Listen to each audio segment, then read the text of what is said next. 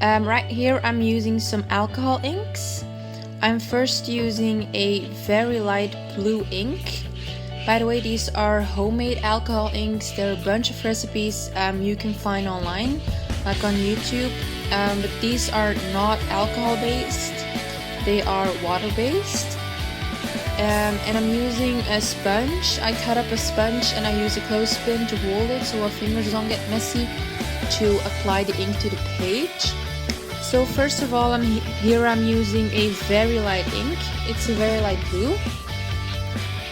By the way, I already gessoed the page in the beginning.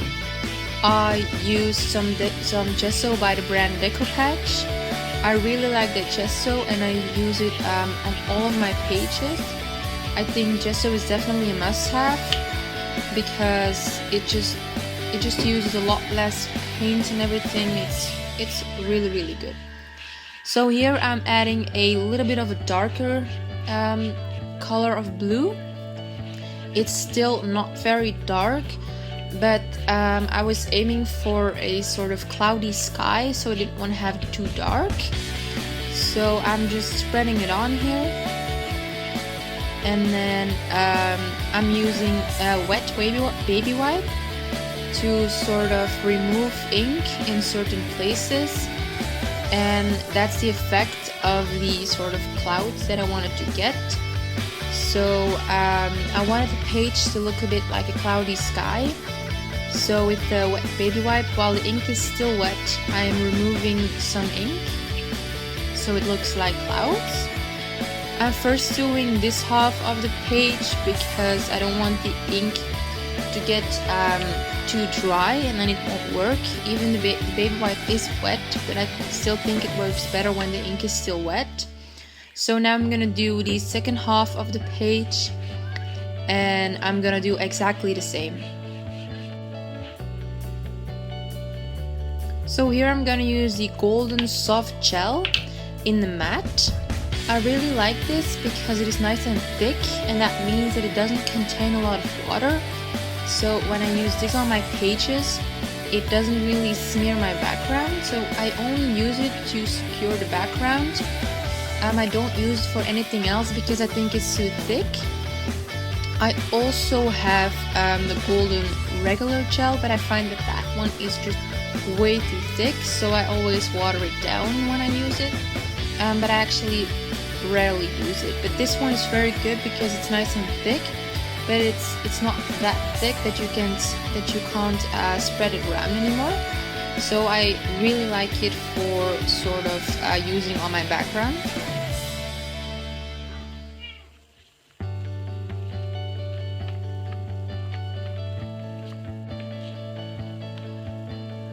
Here I'm gonna use the golden matte medium. This one is a lot more liquid, as you can see, and this one I always use to glue pieces of paper or whatever onto my art journal. So right here I'm adding an image of a watch. What I did is I searched the internet for a picture of a watch drawing, and then I came up to this one. I drew a little band with it because it wasn't included, and then I cut it out. I went with a black marker around the side so it doesn't, so you don't see those white edges. And then I colored it using Copic markers C1, C2, and C5. I also did the same with this little clock and another one. And for those, I typed in clock drawing, and then I came up to those and did the exact same thing. I just printed them off on some heavyweight white cardstock, and then I copy colored them, and then also with the black marker around it because I don't like those little white edges. So I'm just gluing these onto the page.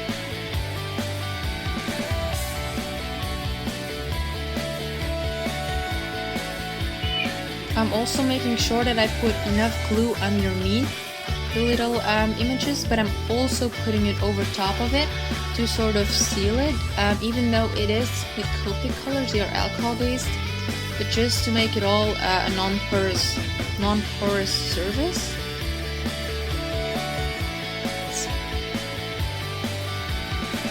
Now I'm using a black marker. It's a alcohol-based marker, and I'm sort of gonna draw a border around it.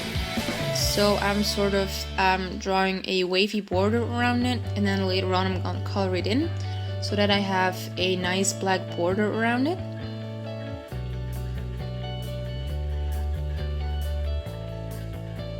I used a black marker, but of course you can also use black paint or whatever. It doesn't really matter.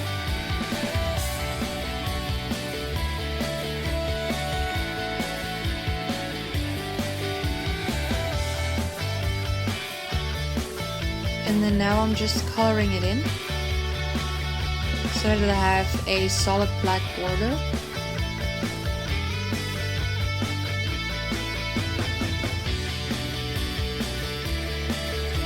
Okay, so now that I colored it in, I'm gonna take a white gel pen and I'm gonna add some white dash lines all the way around the page. I'm following the little waves from the black border, as you can see. I'm only showing a little bit here. I'm not gonna show the entire thing because it's quite simple and it's just little stitching basically all around the page.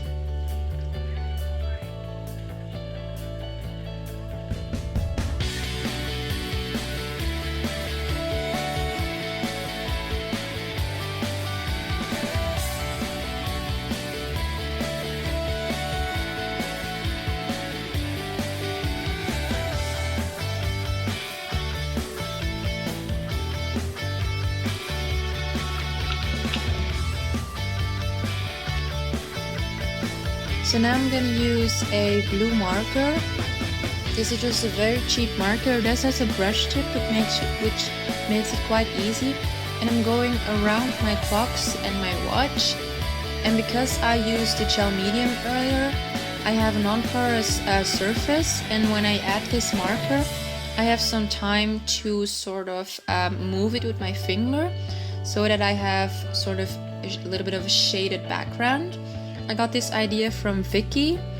Yeah, I don't know how to pronounce her last name, but if you just type in Vicky and then Papa, it will show up. It's a very long last name, so I'm not even gonna try. But this gives a very nice effect. She does use the big pit brush markers, I think. Those have Indian ink, so they dry permanent. If you just use a water-based marker like I'm doing right now, it isn't permanent, so if you mess up, you can always wipe it away with a baby wipe. But you cannot wipe it away completely. Actually, it is sort of a little bit permanent, which is, you know, kind of good because then it stays on longer. So yeah, I'm just using a blue marker, which is sort of a shade darker than my background, so it shows up. And I'm doing that around all three of the clocks and watches.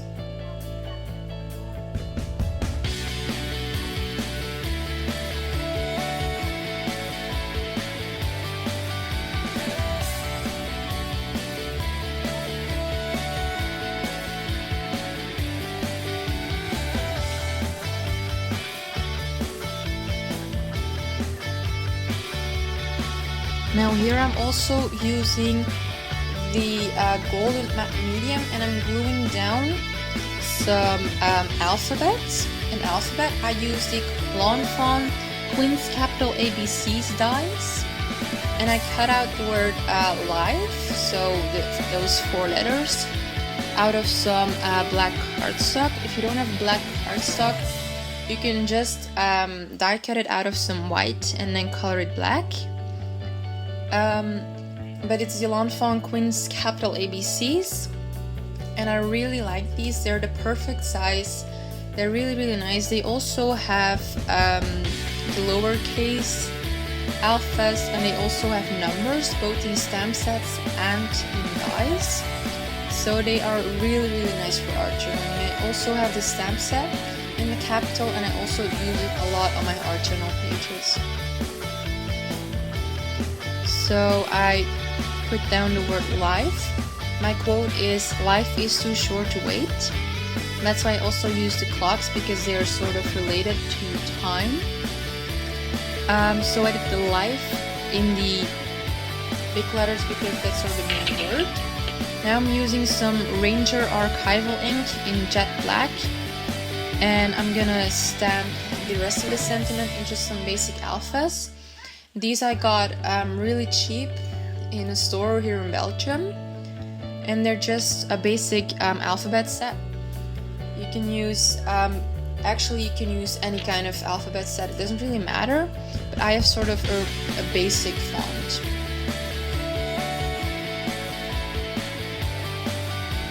And as you can see, there it is. The acid didn't stamp very good.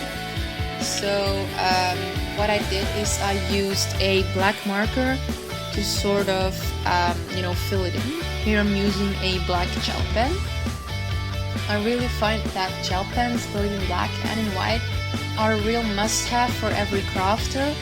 And especially when you do art journaling, they are so nice for tons of things on your pages. So then I'm gonna apply some modeling paste. This is the Liquitex modeling paste, or texture paste, or embossing paste, or whatever you want to call it. And I have this stencil, and it has a lot of little sort of squares. They're very tiny, and I made this stencil myself. What I did is I put some laminating sheets without anything between them through the laminator. So they're actually plastic, they're sort of acetate. You can also buy acetate. And then I printed off some images from existing stencils, and then I cut them out myself.